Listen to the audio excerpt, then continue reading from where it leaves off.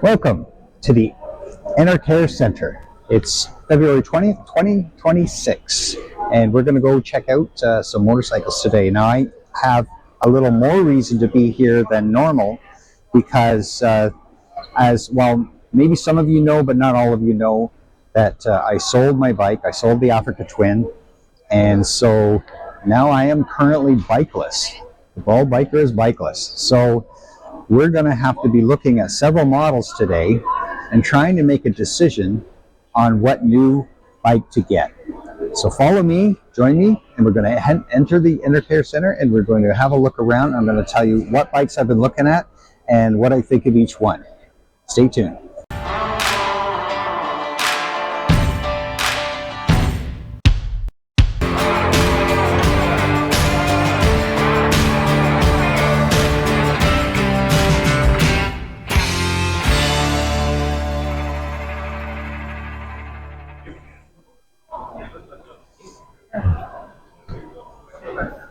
So first we got to go get a ticket, which is down here somewhere, and then we're going to head in.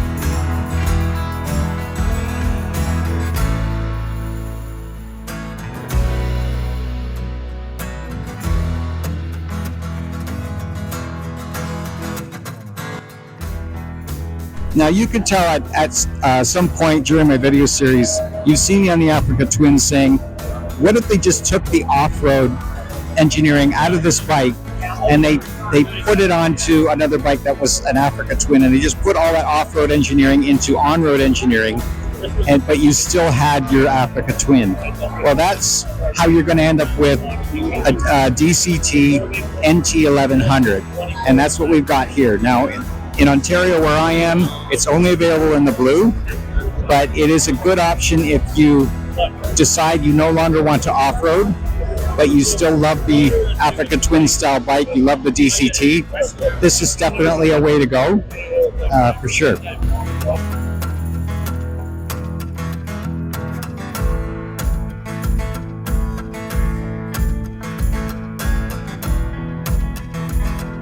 Now, if you find the Africa Twin is too heavy, but you still want to do some off-road adventuring, then you can always cut it down to a 500, and this is going to be a lot easier to handle, a lot less weight, but still give you that off-road ability.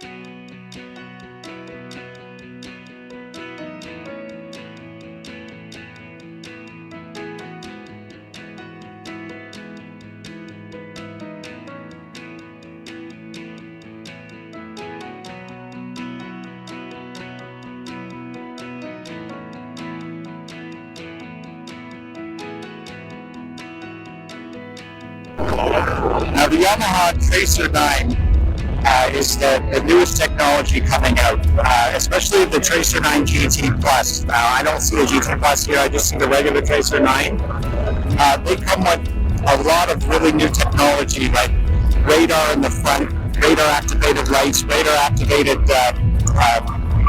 cruise control. There's a lot of high tech on this bike now that's coming out. It has not really proven the test of time yet, but we're going to have to wait and see how that tunes out, but we'll see how that comes out in the end.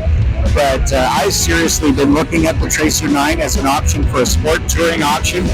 I think this is a great bike, but I'm a little concerned about all this new high tech and how it's going to turn out, or if I even really need it at that.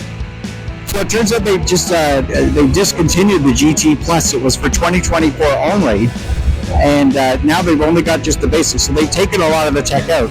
The dealer says it was a price point issue. It was just getting too expensive by putting all that new tech in there. So if you want one with all the full tech in it, you're going to have to get a 2024 model, apparently. So if you want a Tracer 9, this is what you're going to get. You're going to get just the base sound model. So there you go. So if you want to go for a scooter, which I know they're not real popular on this side of the pond, it's certainly very popular over in the cities or in Europe or something like that. I had one myself. I didn't have an X-Max, but I had something similar to it. I had the BMW version. They're perfectly highway capable. They're very fast. They're very comfortable. They're very easy to drive. Definitely not made for off-road, but you can still handle gravel. I've done it. But there you go. There's still a few models of scooters you can get available. I'm not sure the engine capacity of this one. I'd have to look it up. But usually it's nothing over a 400 or a 450 in them. But the one I had was a 650, but they just don't make it anymore. So I think the X-Max is definitely an option. Maybe you're getting older, you don't want to be swinging your leg real high. It's got, like, this whole seat will come up and you have got all kinds of storage underneath it.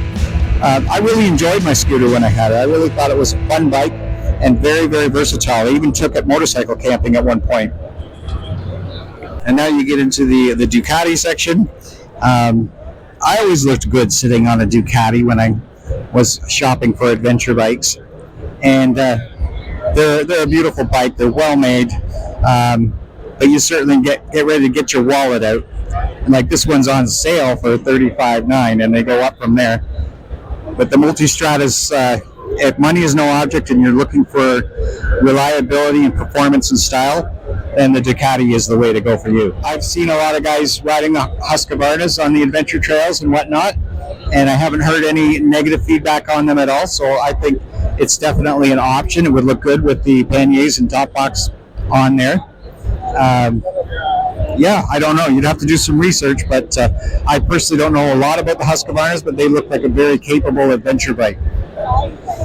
And then I was looking at these Tiger 800s. Now, the Tiger 800 is great if you want a sport touring or a street bike. I've been seriously looking at them just to get into something completely different, since I'm kind of getting out of off-road and I'm getting more into sport touring and more onto the on-road. I think they're very stylish, an excellent bike. I'm not sure if I'm ready to go to this level. It's more kind of, well, to me it's like a younger guy's bike, but I've seen some older guys ride them too, and you can still do sport touring with this bike. And of course we get into the nice 1800 bagger BMWs. We're now into the BMW booth. Again, this is a money is no object kind of booth. If that's not an issue for you and you're just looking for the best made bike you can get, is fine. The only drawback I found with a BMW wasn't reliability or style or performance. The drawback was finding somebody that will work on them when you need any kind of technical support on them. If you need any kind of service, that's where you're going to run into an issue. It's really hard to find someone that will work on them. The techs don't want to touch them. They don't have the right tools. But what a beautiful bike. It's absolutely amazing. Look how comfortable that seat is.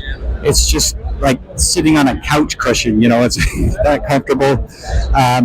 They don't really have automatic transmission, but they do have automatic quick shifters built into them, as most of the new bikes do now. So it's close to being an automatic. You just still have to switch with your foot. And there you go with your GSs, your top model GSs. A lot of people online make fun of GS guys because it's all about the money. But hey, if you can afford it, I say go all the power to you. It's got all the engineering in the world that you could want. It's even coming standard with Akrapovic muffler systems. You don't have to buy any upgrades because it pretty much comes with them already with it. So if you can afford one, I'd say go for it. Go for the GS. But again, don't expect to do any serious off-roading with it. Don't expect to do anything gnarly or technical. It'd be great for gravel, dirt roads. That's about as far as I would take it with a GS, but that's up to you to give that a try if you want. And now we're getting into the Harleys. Now, I'm not going to show every single Harley at the bike show. That's really not what I'm here for. I'm more about scouting around for a potential bike for me. So I'm probably not going to spend too much time looking at the cruisers, although they're all beautiful, they're all nice. They're all styling. There is one bike in particular I am looking for, and I'm not spotting it on this side of the booth, but maybe it's on the other side, so we're going to try and work our way over. If I can get over there.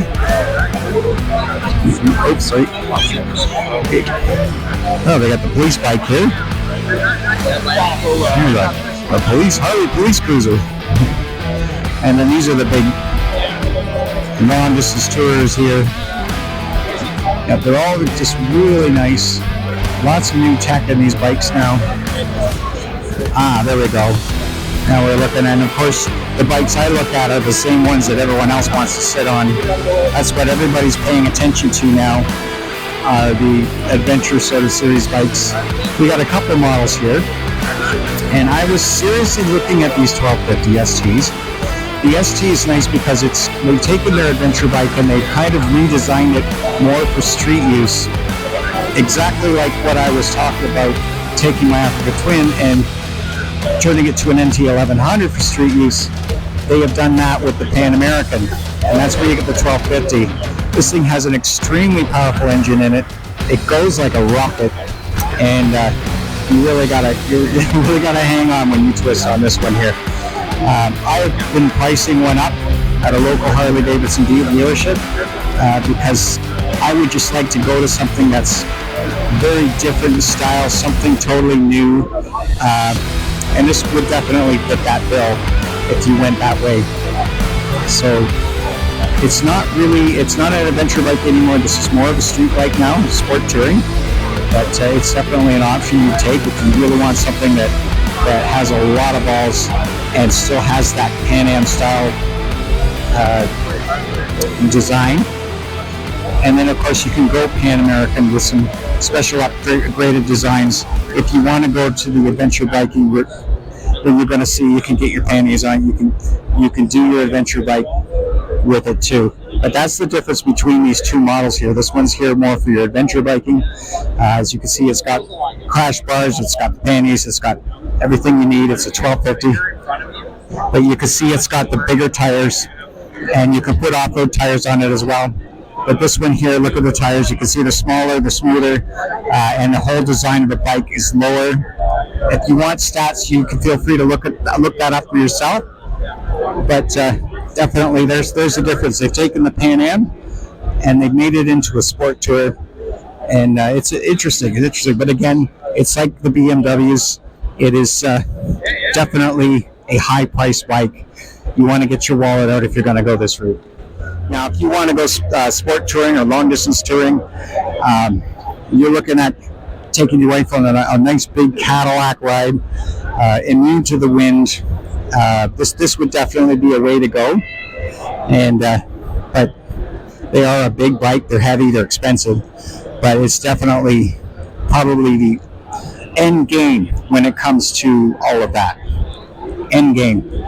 It's got everything you want, or you can go bagger like this if you just want to kind of go solo and cruise across the country. You know, I wouldn't get one of these if I was just riding around the city or doing short rides. But if you want to go on long tours, you can get the one with the seat. I forget what they call this package, but you know what I'm talking about. You can get the one with the seat and the pannier built in, or you can get the one that's a bagger that's just for you. So I don't know if the audio came out good on some of the bikes that I was looking at. I know it was pretty noisy in here, but we've done what we can.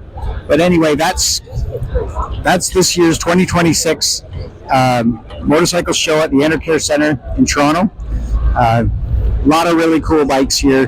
Very crowded today. It's hard to even get on a bike, but hey, we do what we can. It's because everybody's excited about these bikes. Everybody wants to get on the road. So thanks for coming along, and checking out some bikes. If you want to get the stats on some of these bikes, you know what to do. Just go online. You can find it for any one of them. So I'm going to leave this here, and I'm going to say, I want you to put in the comments, and if you already know, for some reason, which bike I decided on, please don't give it away. I want people that are watching this for the first time to look in and say, okay, we think you're going to get this bike. And tell me which bike you think I'm going to get, or which bike you think I've already put a down payment on, and why. Okay? All right. Till then, the Small Biker signing out. Have a good one.